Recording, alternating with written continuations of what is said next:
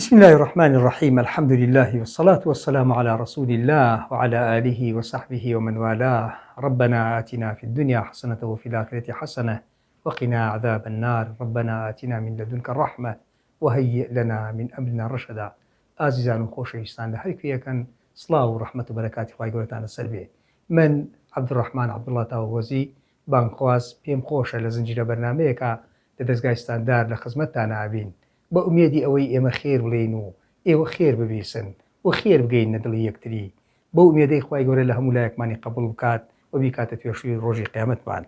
بەرنامەی ئەم شەومان باس و خواسێکە لەسەر ئەوەی کە چەند ڕەبتە بین بەخواوە، چەند ئامادەسازیمانە بێ لەگەڵ خوای پەروەردگارە جەل جەلالوهو، ئەوە نە بەدەممانەوە ئەبێ و ئەوە نە لەگەڵمانە ئەبێ. پێغەمبەری خوا صلی الله عليه وسلم لە حەدیثێکە فەرمی، حەدیثەکە قودسیە، فەرمی ئەنا عند ظن عەبدی، من لەسەر گومانی عەبدەکەم مامەڵەی لەگەڵا ئەکەم. بەڕاستی ئێمە چەند گومانی چاکمان بە خوای پەروەردگار هەیە، چەند گومانمان هەیە کە خوای گەورە ئیشەکانمان بۆ جێبەجێ ئەکات و خوا دەستمان لێبەر نادات و بە بەردەوامی لەگەڵمانایە و هاوکاریمان ئەکات لە هەموو شتێکی ژیانمانە و خوای پەروەردگار چۆن دەستمان لێبەر نادات. بۆیە ئەفەرمێ ئەنا عند ظن عەبدی، من لەسەر گومانی عەبدەکەم، لەسەر گومانی بەندەکەم مامەڵە لەگەڵ بەندەکەما ئەکەم. و ئەنە معه حین یذکرنی، و من لەگەڵ یام لەو کاتانەی کە یادم ئەکا. خۆشەویستان و ئازیزانی من، یادکردنی خوا و زیکری خوا و یادکردن بەو معنایی کە دڵمان لەگەڵ خوای گەورە ڕەبت بێ، خوا ڕەبتە بێ لەگەڵمانە. بۆیە لە نوێژەکانمانە ئیاکە نەعبود و ئیاکە نەستەعین ئەڵێن. هەموو جارێ ئەم شتە بەبیری خۆمان بڵینەوە، بۆچی لە حەڤە ڕکاتی نوێژە واجبەکانمانە و فەرزەکانمانە لەگەڵ خوا ڕەبتەبین و داوای لێ ئەەکەین و سوپاسی ئەەکەین و پەنای پێ ئەگرین و ئەڵین خوایە گیان ئێمە ئیستیعانەمان هەر بۆ لای تۆیە و ئیاکە نەعبود و ئیاکە نەستەعین. واتە خوای پەروەردگار نزیکە لێمان و خوای پەروەردگار هاوکارمانە و بەدەممانوەیە و خوا دەستمان لێبەر نادا. بۆیە خوا جەل جەلالوهو لەو حەدیثە قودسییا بە پێغەمبەری خوا صلی الله علیه و سلم ئەفەرمێ بەڕاستی کاتێ تۆ یادی من ئەەکەی، بەندەکەم یادی من ئەکا، منیش یادی ئەەکەم. فإن ذكرني في نفسه ذكرته في نفسي. الله، ئێمە یادی خوا ئەەکەین بەو بچووکێ، خوا بەو باڵەدەست و گەورەیە کاتی یادی ئەەکەین، ئەویش یادی ئێمە ئەکا. وإن ذكرني في ملأ ذكرته في ملأ خير منه.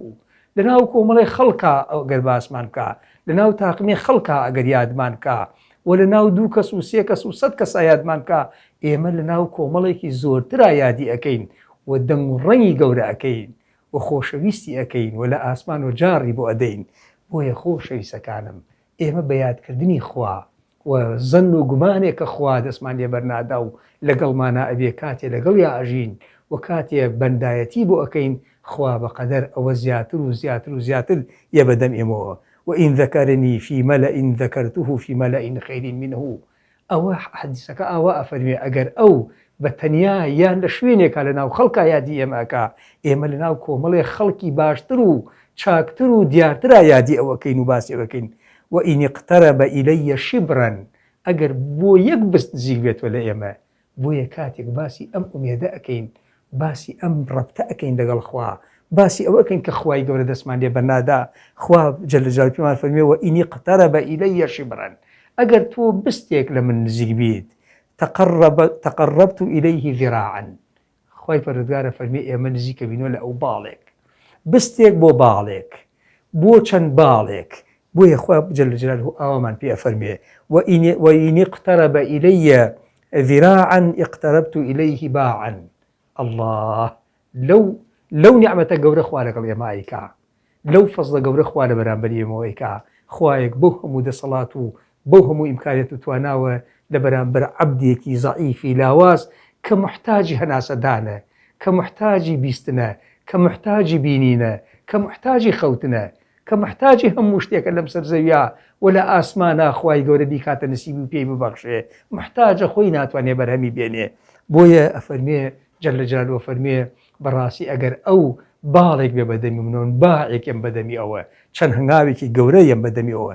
وإن أتاني يمشي وإن اقتربت إليه باعا وإن أتاني يمشي، ئەگەر ئەو بە هەنگاوەکانی بەرەو من بێت، ئەفەرمێ ئەتەیتوه هەرولە، خی پەروەردگار جەل جەلالوهو فەرمێ بەڕاستی من بەڕاکردن و هەرولەیەم بەدەمی ئەوە.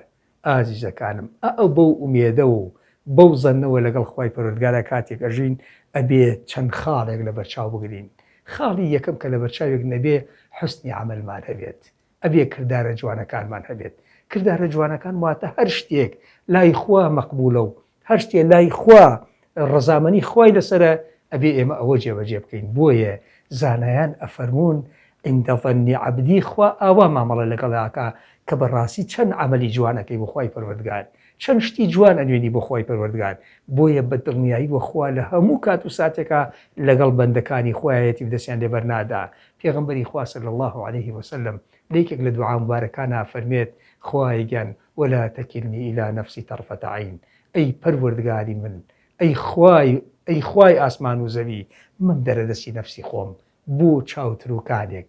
کەواتە ئێمە محتاجین بۆ چاوتروکانێک غافڵ نەبین لە دەسەڵاتی پەروەردگارمان و لە داواکردن لە پەروەردگارمان و لە خۆشەویستی لەگەڵ پەروەردگارمانە. بەجددی مامەڵەکردن لەگەڵ خوا ئاوا ئەبێت کە هەموو لە حەزاتێکمان لەگەڵ خوا بژین و بۆ خوا بژین و کار و کردارەکانمان هەمووی بۆ خوا بێت. بۆیە چەند عەمەلی جوان ئەەکەین و چەند هەنگاوی جوان ئەنین بەرەو خوا ئەوەنە بە زەنی ئێمە بەو زەنەی کە ئێمە هەمانە و خوایە بەدەممانەوە ئەوە نەخوای پەروەردگار جەل جەلالوهو مامەڵەی دروست لەگەڵ ئێمە ئەکا. بۆیە پێغەمبەری خوا صلی الله عليه وسلم لە حەدیثێکی ترا ئەفەرمێ چی؟ ئەفەرمێ لا يموتن أحد منكم إلا وهو يحسن الظن بالله. سبحان الله. ڕێک ئەم دەقاودەق ئەمەشمان پێ ئەفەرمێ پێغەمبەری خوا صلی الله عليه وسلم فەرمێ نابێ ئێوە بمرن و لەم دنیا دەرچن و ئیلا ئەوێ لەسەر زەنی یەقین و لەسەر زەنێک بژین لەگەڵ خوا جەل جەلالوهو کە هەموو گومانێکی باش نەک گومانی باش یەقینی ئەوەتان هەبێ کە خوا جەل جەلالوهو دەستە ئێوە بەرنادا و ئەبێ بە کار و باری باش و بگەڕنەوە لای خوا. بۆیە کاتێک باسی ئەم ئومێدە بەخوا ئەکەین، کاتێک باسی ئەم خەوفە ئەکەین، کاتێک باسی ئەمە ئەکەین لەگەڵ خوا بژین و لەگەڵ خوا مامەڵە بکەین و لەگەڵ خوا دۆست بین و بەدەستمان بەوە بێ کە خوا جەل جەلالوهو خۆمان ڕازیکەین. لە ڕاستیە ئەبێ زەنیشمان ئاوا بێ کە خوا جەل جەلالوهو دەستە ئێمە بەرنادا. پیاوەکە گەڕێتەوە فەرمێ ڕاوە ماسی مەکرد لەو بەحرا، باسی ئەم زەنە ئەەکەین ئەم ئینسانە چۆن ئەم یەقینەی بۆ دروست بووە. ئەڵێ وەڵڵاهی دووسێ ڕۆژ بۆ ڕستقم نەبوو لە بەحرەکە، هەرچیم ئەکرد هاتم و ئەڕۆیشتم، بەڵام لە گومانم نەبوو کە خوا لە کاتێکە بۆم دوو تاویزەکاتەوە زۆر لەوە زیاتر بۆم تاویزەکاتە کە من خۆم ئەمەوێت. ئەفەرمێ وەڵڵا هاتم لە بەحرەکە لەوێ تۆڕی یەکەمم هەڵگرت هیچی پێوە نەبوو، تۆڕی دووهەمم هەڵگرت هیچی پێوە نەبوو، تۆڕی سێمم هەڵگرت هیچی پێوە نەبوو. ئەڵێ تۆزێک ناومیدی ڕووی تێکردم، بەڵام دڵنیا بووم لەوەی کە خوای گەورە دەستە من بەرنادا، چونکە من بەندەی ئەوم و پشت بەوە بەسم.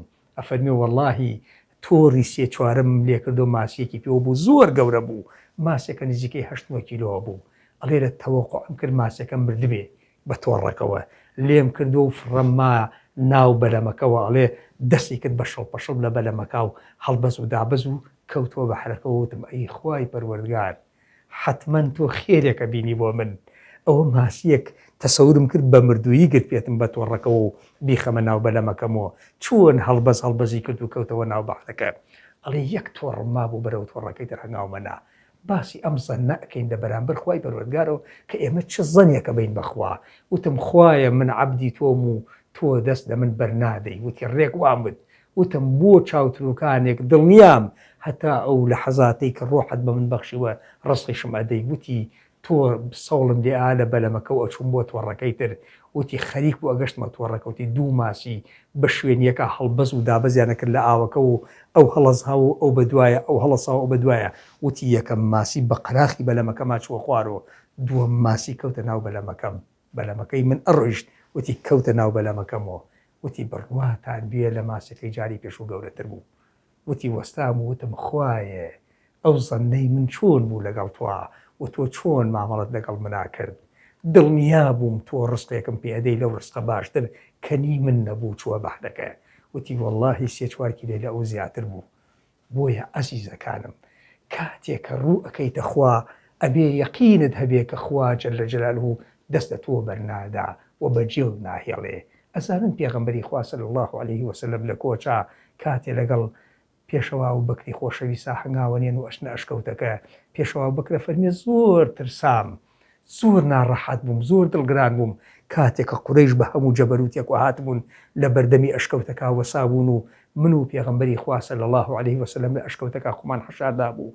ئەترسام لەوەی پێغەمبەری خوا شتێکی توش ببێ، خەم دایگرت بووم. خەم خوا جەل جەلالوه بە پێغەمبەری خوا صلی الله عليه وسلم فەرمێ ئەی محەممەد مەترسە صلی الله عليه وسلم، خۆت و هاوڵەکەت دڵنیا ئەکەمەوە کە ئێوە هیچتان پێ ناگا. بۆیە ئەو ئاەتە مبارەکە چەند جوان ئەفەرمێ ئەبا بەکر خەم و بێتاقەتی دایگرتووی، ئەفەرمێ ئەی پێغەمبەری خوا ئەترسم لەوەی تۆ شتێکت بەسەر بێت. ئەزانن ئەبوو بەکری سیدیق ڕەضا و ڕەحمەتی خوای لێبێت لەسەر حاڵی خۆی نەئەترسا، لە حەیاتی خۆی نەئەترسا. ئەیزانی ئەم ڕووناکیەکە خوا ناردوێتی بۆ ڕووناکردنەوەی دڵەکان لەسەر زەویە، ئەترسا شتێکی توش ببێ، مەکروهێکی توش ببێ، سوءێکی توش ببێ، تووشی ناڕەحەتی و ناخۆشیەک ببێ. بۆیە بێتاقەت بوو، خەفەت دایگرت. خوای گەورە پێی ئەفەرمێ بە پێغەمبەر صلی الله عليه وسلم، ئەفەرمێ تۆ گومانت چۆنە ئێوە دوو کەس بن و خواسی هەم کەس بێ لەگەڵ ئێوە، لا تەحزەن إن الله معنا. بۆیە لەسەر زمانی پێغەمبەری خوا صلی الله عليه وسلم ئەو ئاەتە مبارەکە دابەزێتە فەرمێ لا تەحزەن إن الله معنا. ئەی ئەبوو بەکر مەترسە، خوای گەورە سێهەمە لەگەڵ ئێمە، و مەترسە خەفەت مەخۆ و بێتاقەت مەبە. بۆچی پەروەردگارمان نەیفەرموو لا تەخەف؟ لە ڕاستیە تەخەف بۆ شتێکە کە ڕووی نەداوە و شتەکە نەهاتۆتە پێشەوە، بەس ئەمە هاتوۆتە پێشەوە، هاتوۆتە بەردەرگا. لە بەردەرگا پێ فەرمێت دەی بێتاقەت و ناڕەحەت مەبە، دڵنیا بە کە تۆ هیچ ئازارێکت پێ ناگا. بۆیە خۆشەویستەکەم مەوزوعی ئومێدبوون بەخوا، مەوزوعی ڕەبەتبوون لەگەڵ خوا جەل جەلالوه ئەبێ ئێمەی ئیماندار هەمیشە لەبیرمان بێ بەقەدەر زەن و گومانی خۆمان خوای پەروەردگار لەگەڵمانە ئەبێت. من ڕەئم چۆنە، زەنم چۆنە، گومانم چۆنە بەوەی بەرامبەر بەخوای بەدەسەڵات لە ڕزق و ڕۆزیما، لە ژیان و مردنما، لە خۆشی و ناخۆشیما، لە هەڵس و کەوت و شەو و ڕۆژما، لەوانە گومانم چۆنە لەگەڵ خوا جەل جەلالوه ئاوا مامەڵەم لەگەڵا ئەکات. بۆیە خۆشەویستەکانم، ئازیزەکانی دڵم، ئەبێ ئێمە دقیق بگەڕێنەوە بۆ ئەوەی کە وئیلا بە ئیمانەوە ئەبێ بمرینەوە بگەڕێنەوە، وئیلا بە کرداری باش و بە ڕەفتاری باش و سلوکی باش و بگەڕێنەوە. پیاوێکی ترە گێڕێتەوە فەرمێ بەڕاستی ئێمە چووبووین بۆ بنێشت بۆ شاخێک لە شاخەکانی ئەم کوردستانە، هاوینێکی سەخت و گەرمایەکی ناخۆش، وتی لە لاپاڵێکا ڕێمانە کرد، خوارمان ئاوە و گۆمی قوڵ و ناڕەحەتی و ئێمەش بە قەراخی ئەو لاپاڵا ڕێمانە کرد، وتی ڕیزمان بەستوو بە دوای یەکا مەسافەیەکی کورت و زۆر کەم لە بەردەستمانە بوو هەنگاومان بەسەرا ئەنابۆی ئەو فترێ ببرین 100 مەترێکمان لە بەردەسا بوو کە بیبڕین. وتی ڕێمانە کرد و لە پرێکا کەسێک لە پێشمەوە، یەکێک لە هاوڵەکانمان لە پێشمەوە قاچی خزا و کەوتە خوارەوە. وتم یا ئەڵڵا، دەسم برد و ڕایگرم، وتی دەسم چوو بە پشت ملی جلوبەرگەکەیە، بە بەینی ملی و جلوبەرگەکەیە. وتی وەڵڵاهی مامەسا چکە وتم یا ئەڵڵا کە ئەنەما شتێکی زۆر سووک و ئاسان بەدەستمۆیە، شخصێک وا بەدەستمەوە لە مایەک و لە قەراقی هەڵدێرێکی یەکایەکیە کە بچێتە خوار و ڕەنگە هەپڕون نەپڕون ببێ. وتی وە دەستمە وەستا و من خزام بۆ خوارە و نە ئەویش ئەوە نە قورسایی بۆ دەست و شانم دروست کرد کە لە دەستم بترازێ. وتی هەڵمان کێشا و وتم جەماعەت هاوکارم بن هەڵمان کێشا. وتی بەست و پێم بڵێ چۆن منت گیرسانەوە بەم شاقەوە. وتم یا ئەڵڵا، ئازیزەکانم، ئێمە پشتبەستن بەخوا، ئومێدبوون بەخوا لە ڕۆژگاری ناومێدیە پێویستەکە ئێمە ئیماندارە میشە ئومێدمانە بێ. بۆیە لەم ڕۆژگارە ناومێدیانە کە ڕوو ئەکاتە مسلمانان و ڕوو ئەکاتە دڵی تۆ و ڕوو ئەکاتە دەرونی تۆ، پێویستەکە زۆر وریابی بە ئومێدەوە بگەڕێتەوە بەلای خوا و هەمیشە ئومێدێک لە بەرچاوت بگری کە خوایە جەل جەلالوه وەلا ئەو لە هەموو کات و ساتەکانە یە بەدەمتەوە. ئومێدەکەین ئینشاءڵڵا شتێکمان وت بێ کە مەقبوڵ بێ لای خوا، ئێوە سەلامەت و دڵخۆش و ئارام و ئاسوودە بن. خوایە بە ناومێدی مەمانژێنە، هەمیشە لە ئومێدا بمانژێنە. خوایە بەرەکات و ڕەحەماتی خۆت بڕێژە بەسەر دڵەکانمانە، بەسەر ماڵەکانمانە، بەسەر ئەوزاع و حاڵ و باڵمانە. وآخر دعوانا أن الحمد لله رب العالمين والسلام عليكم ورحمة الله وبركاته.